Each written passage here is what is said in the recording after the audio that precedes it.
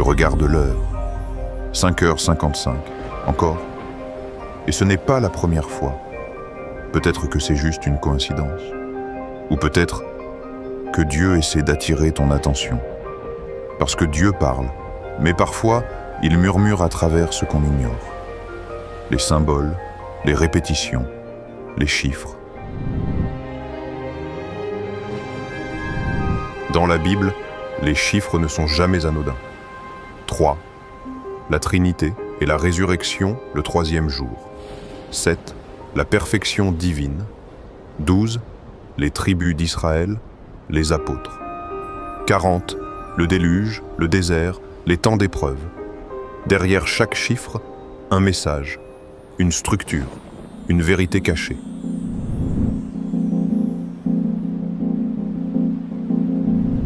Et aujourd'hui, tu vois 5h55, ou 22h22, ou 11h11. Est-ce que Dieu utiliserait des moyens modernes pour nous parler?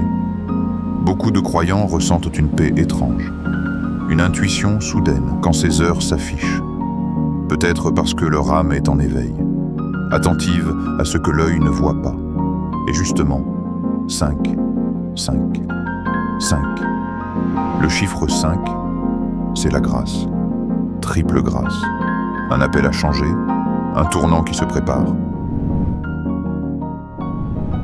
Mais attention, Dieu ne parle pas pour manipuler, il parle pour libérer. La numérologie utilisée comme divination, ce n'est pas biblique. Mais si tu reçois un chiffre et que cela t'amène à prier, à te remettre en question, à chercher sa présence, alors ce n'est pas l'heure qui parle, c'est Dieu. Demande-toi toujours, ce chiffre m'élève-t-il ou me distrait-il? Est-ce qu'il m'invite à ouvrir ma Bible? Est-ce qu'il me rappelle une vérité de Dieu? Habacuc, chapitre 2, verset 3 dit « Elle s'accomplira en son temps, elle ne mentira pas. » Les signes de Dieu ne mentent pas. Ils révèlent. Peut-être que tu vois 5h55, toujours les mêmes chiffres, mais ce n'est pas à propos des chiffres. C'est à propos de toi, de ta foi, de ton cœur qui cherche quelque chose. Et Dieu t'invite à regarder plus haut que les écrans, à écouter ce que l'Esprit te souffle, car parfois, une heure miroir est un miroir de ton âme.